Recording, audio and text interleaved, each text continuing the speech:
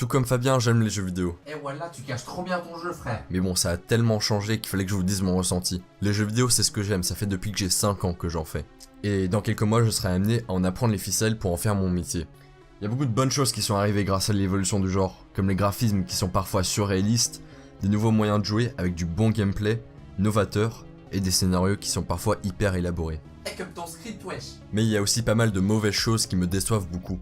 La tendance à suivre une tendance plutôt que d'en faire une, les prix abusifs pour jouer en ligne qui devraient être gratuits car les serveurs de jeu ne sont pas hébergés chez le constructeur, ils sont hébergés chez les développeurs. Des jeux qui te promettent des heures de jeu alors qu'en fait ce ne sont que des quêtes annexes qui sont absolument nulles. Le 3 qui ressemble plus à une fashion week plutôt qu'à un salon du jeu vidéo, là on paye des stars des milliers si ce n'est des millions de dollars au lieu de les dépenser dans des jeux. Le 3 commence à devenir beaucoup plus superficiel avec beaucoup moins de concret parce qu'apparemment le public préfère voir Jason Derulo chanter en playback plutôt que de voir quelqu'un qui est passionné vendre son jeu vidéo devant des centaines de joueurs. Bref, du coup je suis pas si excité que ça à l'idée de cette 3 car on nous a déjà tout révélé avant et il y aura plus de surprises, ce qui est dommage. Avant on savait rien de l'E3. Sauf bien sûr les FIFA, les Call of Duty et tout ça qui reviennent chaque année. Et si néanmoins il y a des surprises concernant cette 3, ce sera pour des jeux qui sortiront en 2019 ou en 2020. Non mais sérieux, à quoi ça sert d'annoncer un jeu dont le développement a commencé 1 ou 2 mois avant le 3 ? Tout ce qu'on a c'est un trailer en CGI à la con comme Final Fantasy VII Remake, Shenmue 3 ou alors le dernier Beyond Good and Evil 2.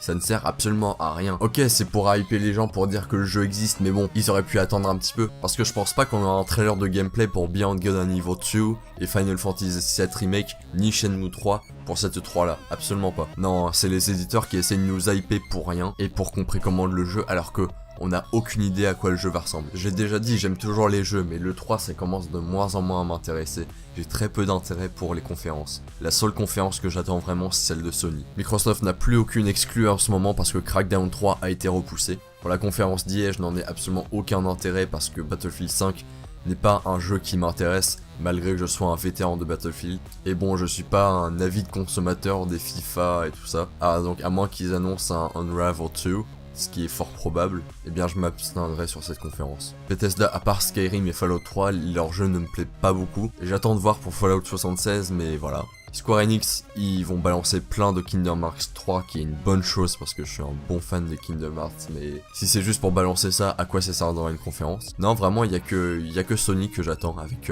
Death Stranding, Ghost of Tsushima, Spider-Man aussi, et peut-être qu'ils auront d'autres petites surprises à nous faire parce que là, en ce moment, Sony niveau exclusivité, ils sont vraiment en combo là, ça fait vraiment du bien.